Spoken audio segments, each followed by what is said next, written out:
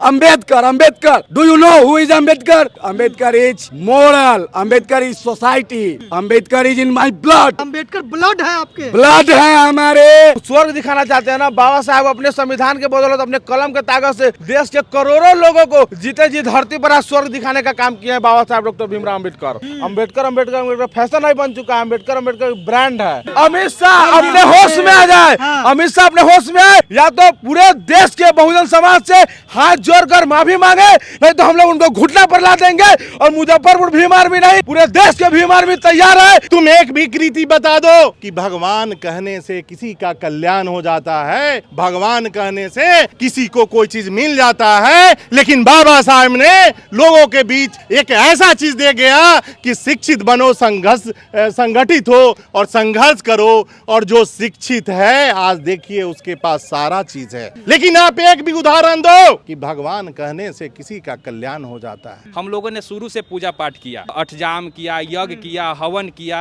तीर्थ धाम गए, तमाम उपवास रखे, आज तक क्या मिला? भगवान का एक भी काम आप हमें गिना दीजिए जिसके बदौलत आज हमको कुछ अपने दैनिक जीवन में पूरे प्रशासनिक हो या पूरे देश में हमको एक उपहार या एक काम मिला हुआ। बाबा साहब हैं, शिक्षा का अधिकार दिलाया, पढ़ लिख कर आज हम लोग यहाँ तक पहुँचे हैं कि दो बात आपके सामने कह पा रहे हैं, लेकिन भगवान का इसमें योगदान कहीं नहीं है। और दूसरी बात यह है कि स्वर्ग जाने के बाद आज तक स्वर्ग कोई गया नहीं, और जो स्वर्ग गया वो बताया नहीं, तो स्वर्ग का पता कैसे चला? अब तक दलित पिछड़े जो बहुजन समाज के लोग हैं 33 कोटि, यानी कि उन्हीं की देवी देवता है, 33 कोटि देवी देवताओं की पूजा होती आ रही है। आज तक दलितों की स्थिति क्या है? आज भी हमें घोड़ी चढ़ने के लिए पीटा जाता है, मोच रख लेते हैं तो उसके लिए भी पीटा जाता है। अभी भी देखा जा रहा है कि अपने दलित पिछड़ों को किसी भी तरीके का हक अधिकार के लिए अगर आवाज उठाते तो पीट कर जेल में बंद कर रहे हैं। और बाबा साहब को कह रहे थे कि इनका नाम लेने से कुछ नहीं होगा। मैं बता देना चाहता हूँ, यही वो बाबा साहब है जो दलित पिछड़ों को कह सकते हैं कि असली भगवान है। कारण ये है कि ये अगर नहीं होते तो दलित पिछड़ों को पानी पीने का अधिकार नहीं था। तालाब में कुत्ते बिल्ली, तालाब में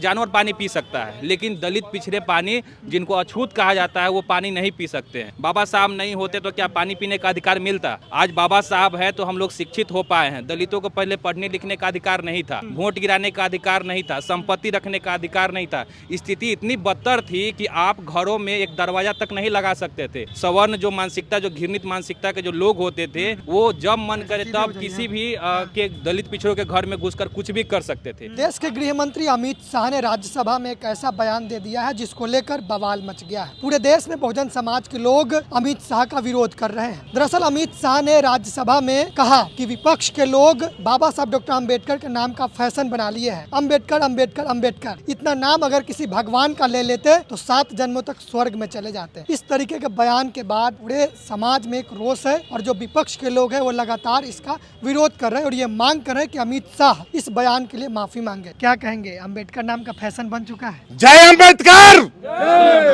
जय बाबा साहब।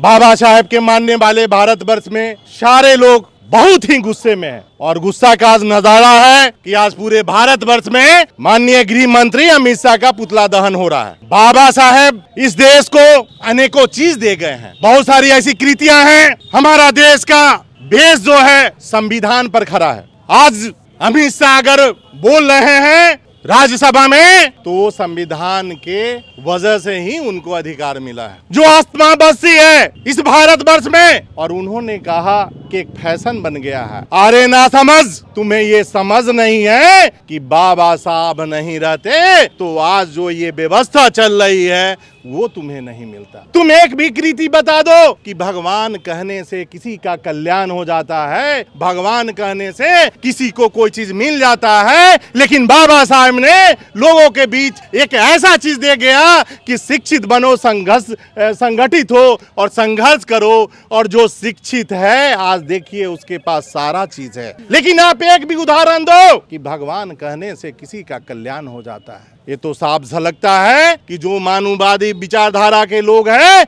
उनके जो दिल में है वो सामने आ रहा है। इसलिए भारत के सारे लोग जो है ये बहुत ही गुस्से में हैं और उनको माफी मांगना चाहिए। और माननीय प्रधानमंत्री, देश के प्रधानमंत्री मुख्य होते हैं उनसे भी हम मांग करेंगे कि इस तरह ना समझ लोग को आप जिम्मेदार पद पर बनाए हुए हैं, जो भारत की आत्मा है उनको ये एक तरह से अनादर करने का जो है से इन्होंने काम किया है, और जवाबदेह व्यक्ति के द्वारा उनको मंत्रिमंडल से बर्खास्त करना चाहिए। इसकी मांग हम प्रधानमंत्री से करते हैं। बाबा साहब के बदौलत ही मुझे यहाँ बोलने का मौका मिला है। अच्छा, और मैं एक बात बस बोलना चाहता हूँ, 100 बात की एक बात जो बाबा साहब ने मुझे सिखाया है। It is better to be a lion for a day than sheep all your life. जिंदगी भर भेड़ बन के गुलामी करने से अच्छा है हाँ। एक दिन शेर बन के जिएंगे। अगर हम लोग एक दिन का शेर बन जाए तो ना आप प्रधानमंत्री रहिएगा, ना आप मुख्यमंत्री रहिएगा, कोई मंत्री नहीं रहिएगा। यही देन है कि हम लोग का प्यार है कि हम आपको शासन पर बैठा देते हैं। आप कहते हैं Baba Saheb Ambedkar Ambedkar. Do you know who is Ambedkar? Ambedkar is moral, Ambedkar is society, Ambedkar is in my blood. This is Ambedkar.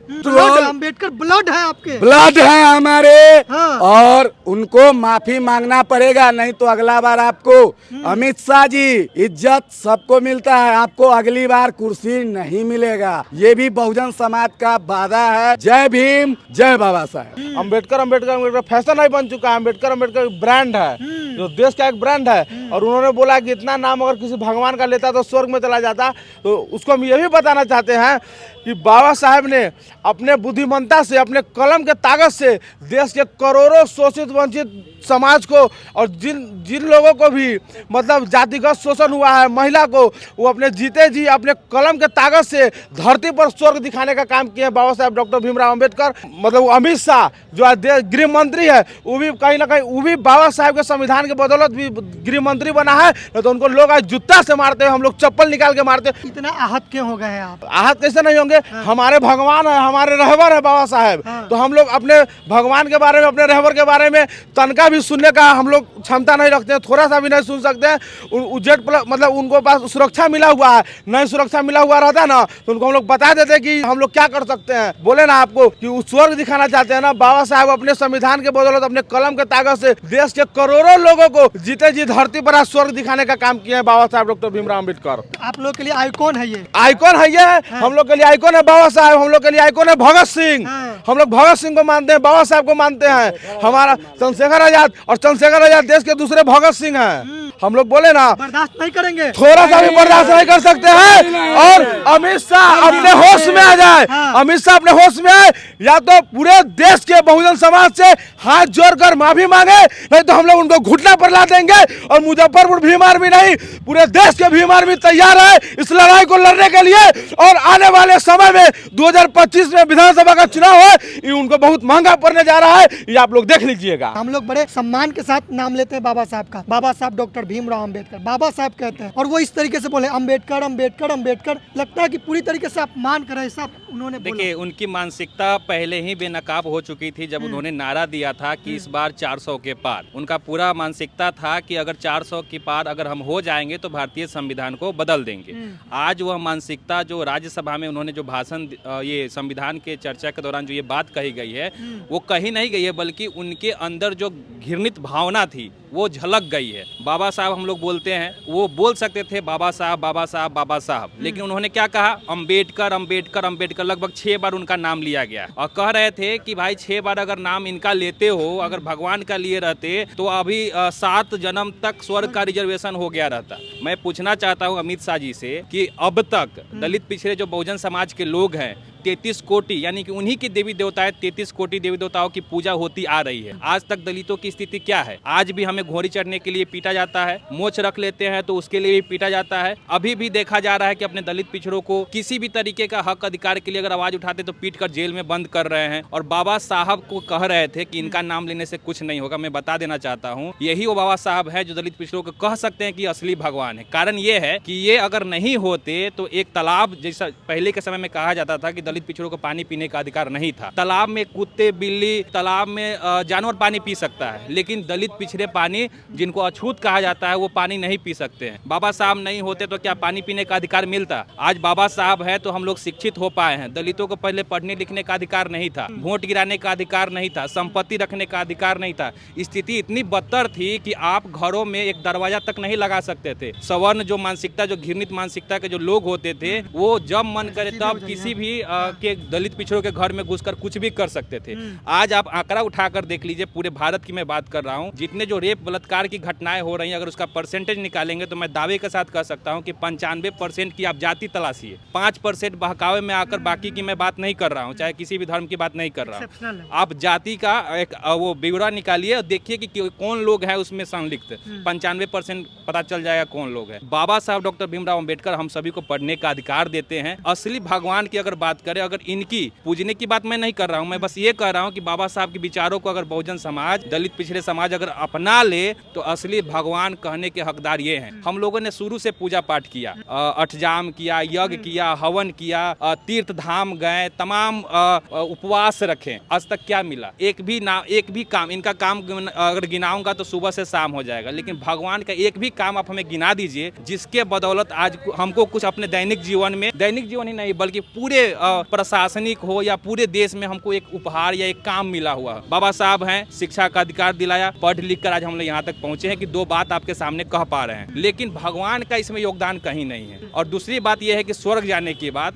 आज तक स्वर्ग कोई गया नहीं, जो स्वर्ग गया वो बताया नहीं, तो स्वर्ग का पता कैसे चला? अमित शाह और जो उनके पार्टी के जितने लोग हैं वो भगवान के समर्थक हैं, वो मंदिर बनवाते हैं बड़ा बड़ा, तो वो तो दिन रात भगवान के पूजा करते हैं, उनकी अर्चना करते हैं, तो वो तो स्वर्ग में नहीं गए, सदन में क्या कर रहे हैं? अमित शाह जाकर राज्यसभा में ये बात बोले हैं। अगर बाबा साहब नहीं होते तो वो राज्यसभा जा पाते? आप बताइए, जा पाते? अगर बाबा साहब नहीं होते तो वो जो इन्हीं के बदौलत गए हैं और इन्हीं के अपमान कर रहे हैं। कितना घृणित मानसिकता हो सकती है ये उन्हीं से पूछा जा सकता है। वो भगवान का तो नाम दिन रात ले ही रहे हैं, राम मंदिर का उद्घाटन भी करा दिए, तो सबसे पहले स्वर्ग तो उनको जाना चाहिए। तो वो सांसद भवन में क्या करना चाहिए, मतलब क्या कर रहे हैं, तो वो तो पूछना चाहिए था उनसे। तो अमित शाह ही बताएंगे इस सवाल का जवाब कि वो क्या कर रहे हैं।